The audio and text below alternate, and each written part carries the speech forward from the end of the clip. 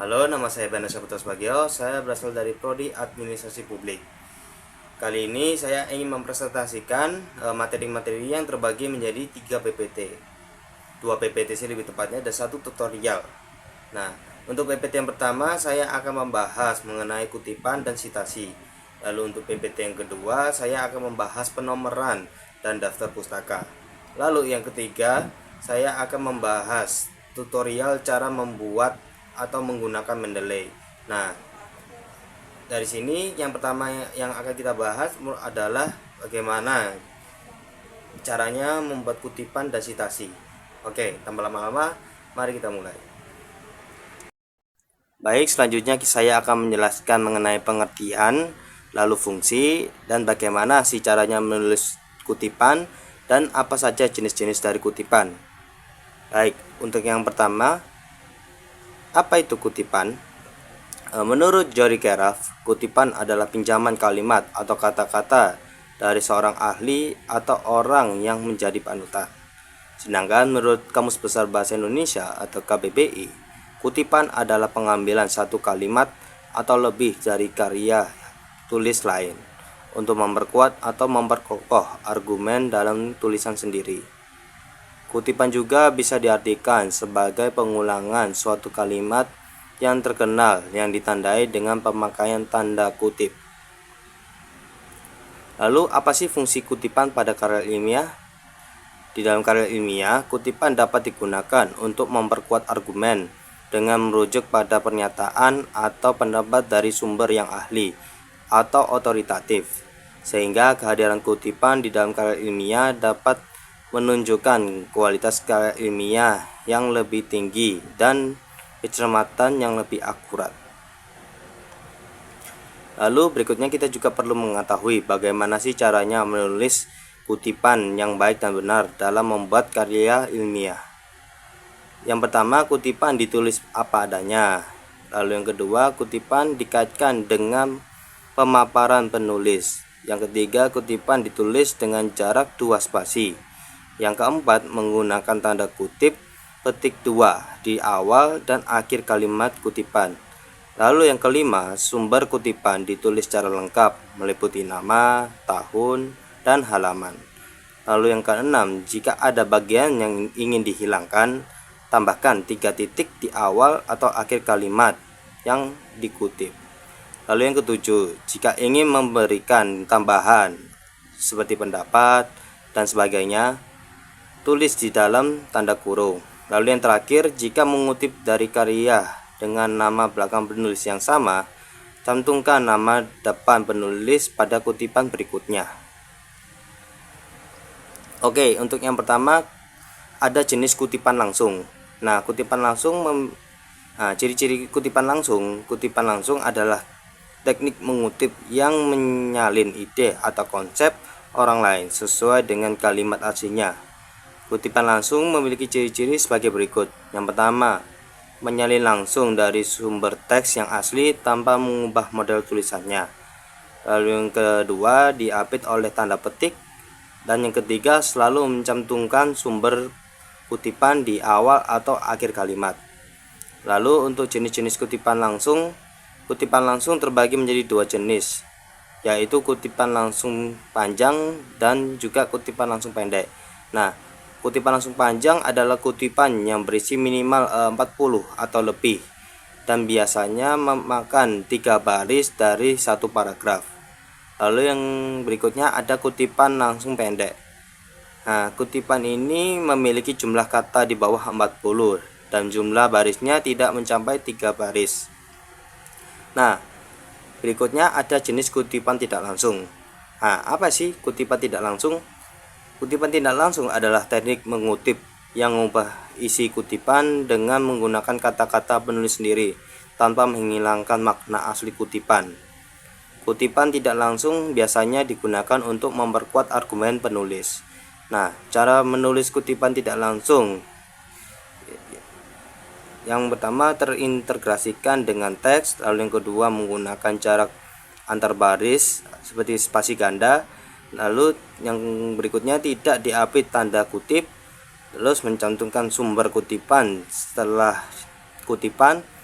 Lalu selanjutnya juga ada kutipan tidak langsung dapat dilakukan dengan dua teknik, yaitu dengan cara melakukan parafrase dan rangkuman.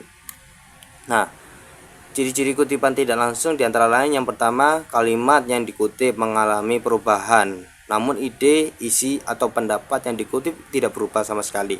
Lalu yang kedua, kutipan tidak langsung ditulis dengan gaya bahasa penulis sendiri.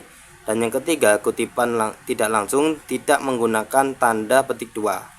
Lalu yang keempat, kutipan tidak langsung tidak memiliki nomor kutipan. Dan yang terakhir, kutipan tidak langsung ditulis dengan jarak antar baris spasi ganda. Baik, itu saja yang bisa saya jelaskan. Saya harap PPT ini bisa menjawab semua rasa penasaran Anda dan rasa vanila dan rasa coklat. Kalau apabila video ini ramai, ya udah sih, rame-rame aja. Jangan lupa subscribe dan cek keranjang kuningnya. Terima kasih telah menonton. Assalamualaikum warahmatullahi wabarakatuh.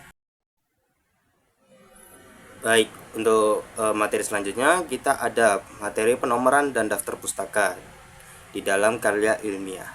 Oke, untuk pertama mari kita mencari tahu apa itu daftar pustaka.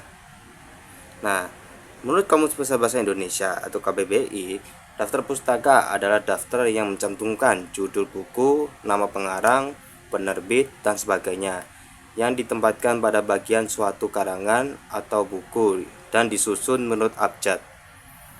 Nah, daftar pustaka ini sendiri berfungsi untuk menghormati penulis yang karyanya dijadikan acuan dalam penulisan karya ilmiah.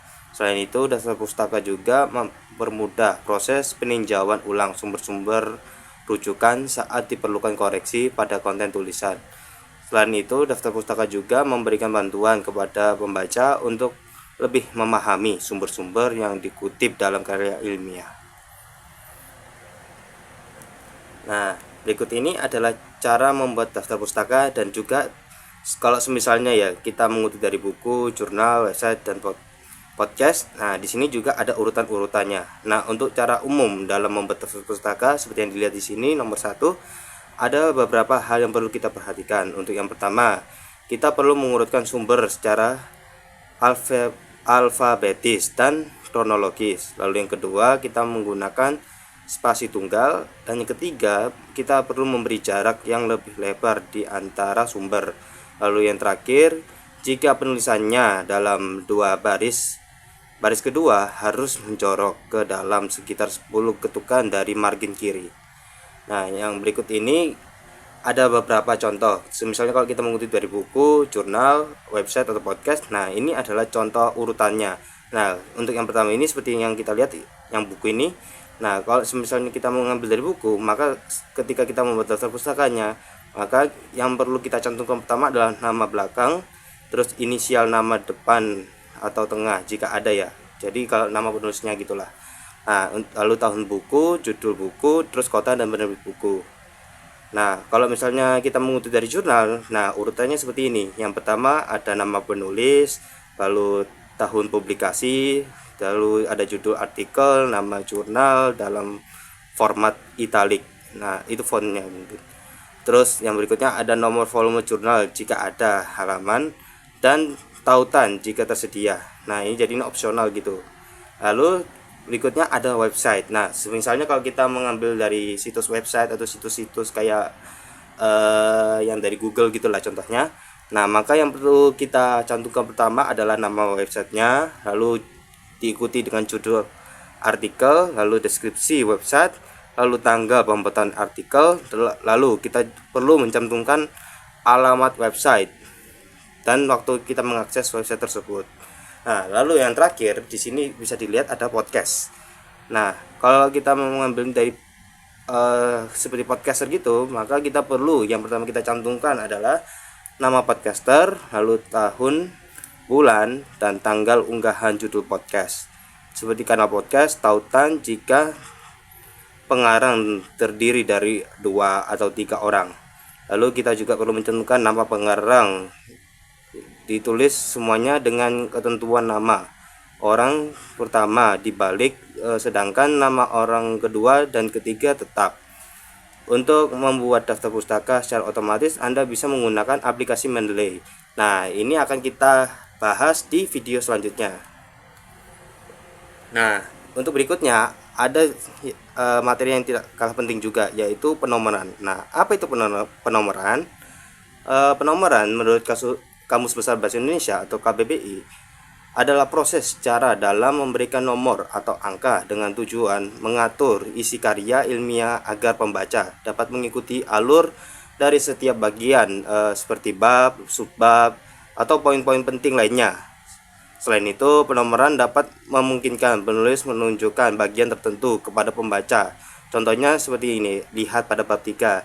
Nah, sehingga kayak pembaca dapat diarahkan untuk apa ya? Jadi sehingga penulis itu dapat mengarahkan pembaca ke bagian-bagian tertentu buku atau karya tulis lainnya gitu. Nah, berikut ini ada jenis-jenis penomoran. Nah, yang seperti yang bisa dilihat sini ada penomoran bab. Nah, penomoran bab ini biasanya menggunakan angka Romawi seperti yang ada di sini nih, kayak 1, 2, dan 3 ini.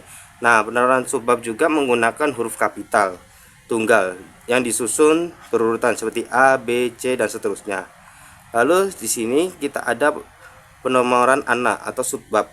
Dalam memberikan nomor ke subbab, kita cukup menggunakan angka Arab seperti 1, 2, 3 yang ya seperti angka-angka pada umumnya lah, seperti itu. Lalu untuk berikutnya kita ada penomoran halaman. Nah, biasanya penomoran halaman ini menggunakan angka Romawi kecil seperti ini. Nah, untuk halaman persyaratannya sampai dengan halaman. Lalu yang terakhir kita punya daftar lampiran. Nah, untuk daftar lampiran sendiri biasanya menggunakan angka Arab juga, sama seperti ini 1, 2, 3, sama seperti penomoran anak subbab juga. Nah, itu saja materi yang saya sampaikan. Berikutnya kita akan membahas cara menggunakan Mendeley. Terima kasih. Halo semuanya, Benny di sini, dan kali ini saya ingin menjelaskan bagaimana sih caranya menggunakan perangkat Mendeley yang bisa membantu kalian dalam membuat karya ilmiah. Oke, tanpa lama-lama mari saja kita mulai ke tutorial cara menggunakan Mendeley. Nah, di sini saya sudah memiliki contoh karya ilmiah yang ingin saya kutip. Nah, di sini saya copy dulu ya. Lalu saya pindah ke Word.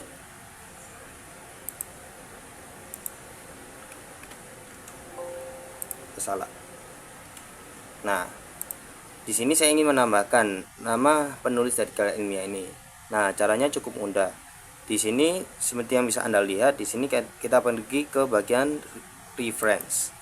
Lalu di sini, kalau misalnya kalian sudah menginstal Mendeley, maka di bagian reference ini akan muncul plugin baru, yaitu Insert Citation. Nah, di sini kalian pencet. Nah, di sini saya jelaskan. Di sini akan muncul notif seperti ini. Nah, kita pencet Go to Mendeley. Nah, setelah itu, setelah kalian menemukan halaman ini, kalian perlu mencet add ini. Nah, nanti akan otomatis add ini akan membuka bagian dokumen ini. Nah, di sini kalian tinggal tinggal pilih dokumen yang ingin Anda masukkan dalam Mendeley ini. Nah, di sini saya sudah memasukkan satu contohnya di sini. Nah, lalu dari sini kita pencet sync yang hijau ini, pojok di sini sync ini. Nah, dari situ kita pencet sync, terus nah, dari sini kita tinggal, nah, sudah muncul Pidana and Grafika 2015. Nah, selamat, Anda sudah bisa mengoperasikan Mendeley. Cukup gampang bukan? Baik, kalau misalnya rame, saya akan membuat video mengenai bagaimana sih caranya menginstal Mendeley no virus. Nah, oke, terima kasih setelah menyaksikan video ini. Mohon maaf apabila kurang jelas. Nah, apabila masih ada pertanyaan, mohon jangan komentar. Terima kasih. Wassalamualaikum warahmatullahi wabarakatuh.